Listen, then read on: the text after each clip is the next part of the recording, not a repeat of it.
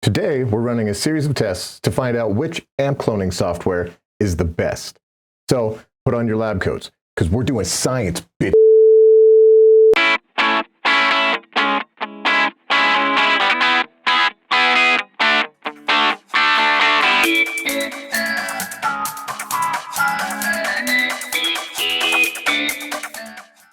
Hey everyone, Cameron here, back in the lab. So last week we compared a Headrush amp cloner to Neural Amp Modeler and Tonex. We just did a walkthrough of the cloning process and really tried to help you figure out which one of these tools might be suited best for you. In that video, I did no refinement on the Headrush clone that we created, just because I wanted to present exactly what you would get with no tinkering, just straight clone, here's what you get. And as a result, the Headrush clone ended up being furthest away, at least sounding furthest away from the original amplifier. We got a few questions from people saying, hey, it would be really cool if you did another video and showed us exactly how close the Headrush cloner can get to the original amplifier. I decided to take that one step further and take all three of the amp cloning software solutions that we reviewed last time. Let's find out how each one of them stacks up to the original amplifier in some tests. Today, we're going to work with Neural Amp Modeler, Tonex, and the amp cloner from Headrush. Before we get started, a couple items of business. Number one, last week's video, I said that Neural Amp Modeler had no hardware counterpart that you could use neural amp models on in pedal form, like the Tonex or like the Headrush pedal. Turns out that the Mod Dwarf does indeed have a Neural Amp Modeler plugin as well as an A-to-X plugin. So there is a hardware counterpart. It also makes the Mod Dwarf sound really appealing. I can't believe I don't have one yet. We're going to find one. So don't forget, we have a gear giveaway going on, so use the link in the video description below to enter that competition. We already gave away one pedal. We've got another pedal and a guitar to give away soon. So like and subscribe and enter that competition today. Now, today what we're going to do is we're going to take the Tonex software, the Headrush amp cloner software, and the Neural Amp Modeler software.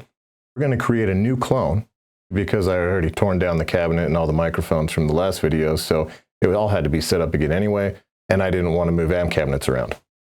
We're going to run a blind test. We're going to listen to each one of these clones blindly against the real amplifier without knowing which one is which, and we're all going to decide, hey, which one of those do I like best? Which one of those do I think is the real amp?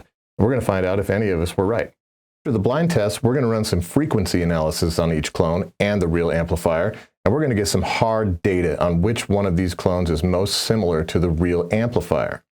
And finally, we will listen to each one of these clones and the real amplifier in a mix. We'll use the same song that we used last week, and we'll just hear how these things sound in context with drums and bass and other guitars, and we're going to come to a conclusion.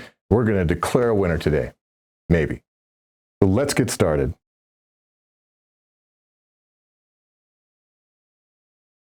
Okay, so let's get this started with the blind test. I have got each of these amplifiers has been exported into an unnamed file. So in this we have amp 1, amp 2, amp 3, and amp 4. We don't know which is which. We'll play through this. It will play part of amp 1, followed by amp 2, followed by amp 3, followed by amp 4, and then to a different part of the song in the same order. We're going to listen closely and we're going to try to decide if we have a favorite, and we're going to try to decide if we can determine which the real amplifier is. So this will be fun. Let's go ahead and get this started right now. Let's do it.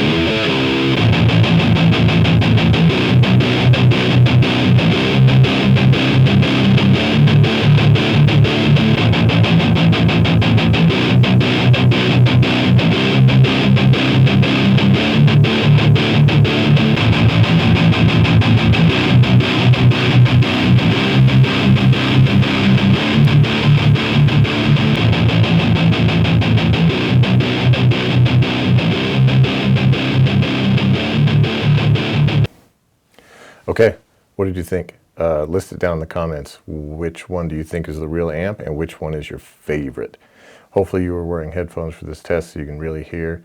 If you need to, go back right now and listen through again and then decide. Listen through it third time and then decide, whatever you need to do. But we are about to make the big reveal. So here we are. And what you can see here is that amplifier 1, neural amp modeler. Amplifier 2, the real amplifier. Amplifier 3 is the Headrush, and amplifier 4 is the Tonex. This is going to be fun to discuss and see what you guys all thought. I can't wait to see.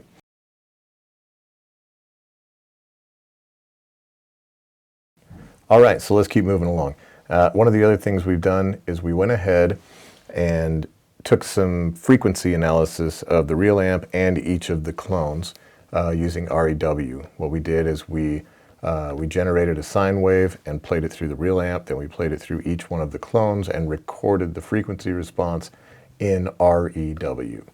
And those you can see here. The one we're looking at right now, the red line, is representing the frequency response of the Bad Cat, the real amplifier.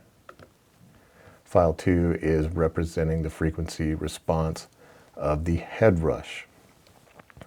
And then we have the frequency response of the neural amp modeler and the frequency response of the Tonex. So if we were to click over here to just the frequency response, we've got them all stacked up here. And you can see, again, the green is Headrush, the yellow is Tonex, the blue is neural amp modeler, and red is the real amplifier. And stacked on top of one another, it's pretty evident that each of these is very similar. There's not huge amounts of differences in any of these through the frequency range that we really care about for guitar. So at least in my opinion, I think in general, definitely anything below 80 hertz, I would argue sometimes 100, 150 hertz. Like right here is about where you're going to roll it off for recording and live performance anyway. So we can kind of just discount this end of things, even though it's not terribly deviant from one another. And then same thing from either 6, maybe up to 8K, you know, somewhere in here, you're going to roll that off for guitar as well. So we're really only interested in everything from here down to about here.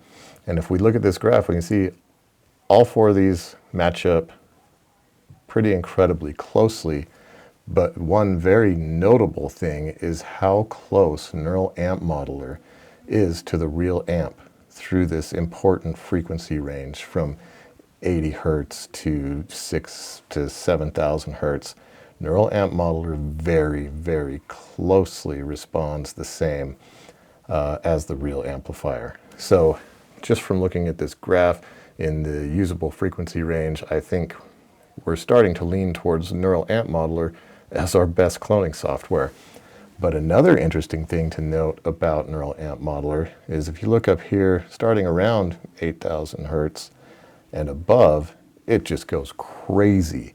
And so does Tonex, at least compared to like the Headrush. So if we were to go ahead and just turn off neural amp modeler and we'll turn off Tonex and we look at just Headrush, Headrush actually gets really, really close in these high frequencies, closer than it is anywhere through the rest of the frequency range. All of a sudden it just starts matching up nearly perfectly in this range that we don't necessarily care about. So I don't know, that's probably at least something to think about. So here we're looking at all of these. They all look pretty good. They all look pretty close in the usable frequency range. My eye wants to say that neural amp modeler is the closest, probably followed by Tonex. Headrush would be last. So in this particular case, I spent maybe 2-3 minutes just listening closely and just getting as close as I could by ear real quick, which is basically what any consumer, anyone who uses Headrush, that's about the most they're going to do, is spend a few minutes trying to get it as close as they can. And as you can see, a few minutes of tinkering, I got it really close, at least much, much closer than we had it in the last video without any refinements. But still, even with the refinement, it's not as close as the others. Usable, absolutely. You know, you're going to be able to get great sounds out of it, but it is much harder to get a real representation of an actual amplifier than it is with some other cloning software. Now, when we decide to release and sell a profile for Headrush, we've done much more than this. I actually will take the clone comparisons and feed them in to REW software here and look at the frequency response, and I will make adjustments to try to bring this line even closer everywhere I can, and then we'll decide, okay, how close is this? We'll do some blind tests, and then we have another tool, actually a tool that I'm going to show you right now. What we've done is we've written a Python script. This Python script will actually take the data we can export from REW, it'll do some processing on it, and then give us a percentage match to the real amplifier. So we can run this script and see, oh, this has a 90% match to the real amplifier.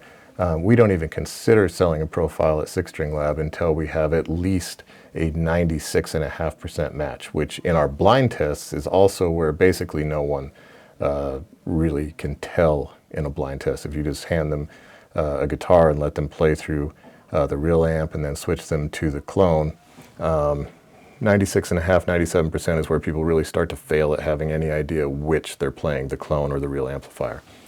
So in REW, what you can do is you can go into your file. There's this export right here, and you can export your measurements as text, which I've already done. And then when we look at this Python script we've written, what this does is takes that text, processes it, and then gives us actual results so we can see. And this will let us declare a winner for today, who is the closest amp cloning software. And we'll print that out. We'll run that script here in just a minute. But I do want to also show you that as part of this video, we went ahead and released this script. So we've actually open sourced this Python script that we used for these comparisons to give us a percentage match. And if you use REW or you have some other software that'll give you the frequency analysis in a text CSV format, you can use this tool and you can get a percentage match of your clone to the real amplifier. So this is free, open source, do whatever you want with it. The link will be down below in the video description if you want to check it out. There's instructions on how to use it, and by all means contribute, do whatever you want with it. So check that out when you have some time. Now, for us, what we need to do is we want to go ahead and run this script. And to run the script, you just do this right here. So you just run the comparison script. We give it the reference data for the real amplifier. That's the badcat.txt. And then we feed it the clones. We've got the NAM data, then the Headrush data, and then the Tonex data. And we just run that, and this script is going to parse all of that data and tell us the percentage match of each clone to the real amplifier. So let's run it now.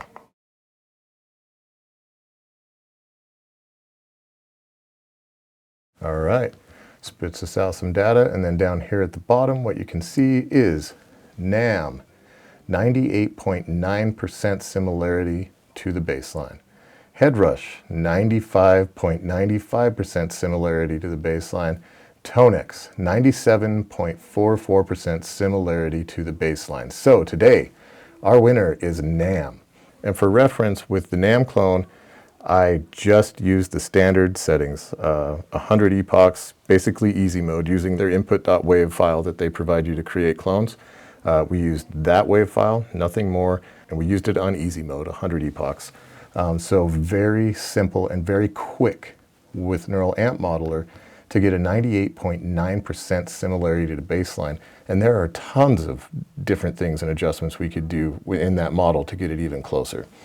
That's just on easy mode. Anyone can take that input.wave, and if you're any good at recording guitar, you're going to get the exact sound you recorded out of Neural Amp Modeler for the most part.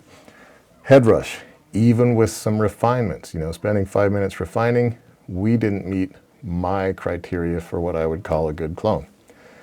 So, as you can see, I would need to play around with it some more by ear and then feed it into REW and make sure that we were getting as close as possible before we really did anything with that profile.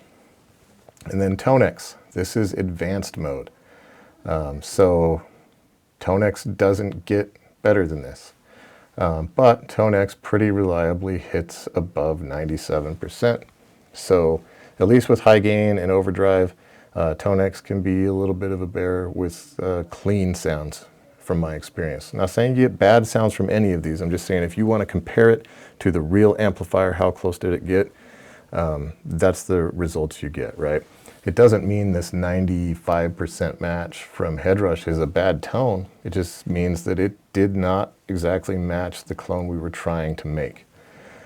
So more refinements needed on that one for sure. NAMM, free and open source software. You can go download this, make your own clones right now at no charge.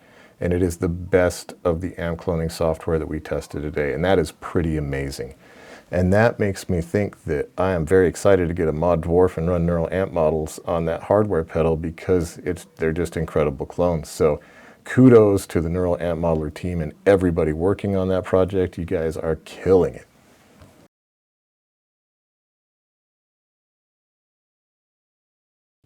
Okay, and finally, the last thing we wanted to do today is hear all of these clones and the real amplifier in the context of a mix. This is the same song we wrote for last week's demonstration, and what we've done is just replaced the clones and the real amp with the clones and the sounds that we made today for this demonstration. And we'll play through the song, and on the right side, so pan to the right in your right ear, you'll hear the clones starting with Headrush, moving on to Neural Amp Modeler, then to Tonex, and then finally onto the real amp. And that's all in your right ear as the song progresses. And then the left guitar, pan to the left, is a 5150 clone that I created, and it is available in these free amplifier packs as well. So make sure you go download these. All of these clones, the new clones, the clones from last week, and the 5150 are all available for free at our website, sixstringlab.com.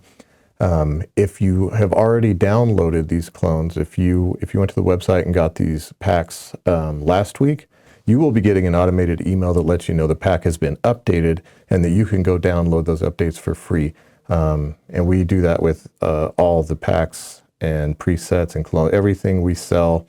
If we update it, if we add to it, if we make a new preset, if we refine something, you'll get notified automatically and you get all of those updates for free for life. That's the way it should be, in my opinion. So let's get started and let's just listen to this song. Again, Headrush, then NAMM, then Tonex, then the real amplifier. So let's just do some critical listening, put those headphones back on, and see which one you like best in the context of a mix. Here we go.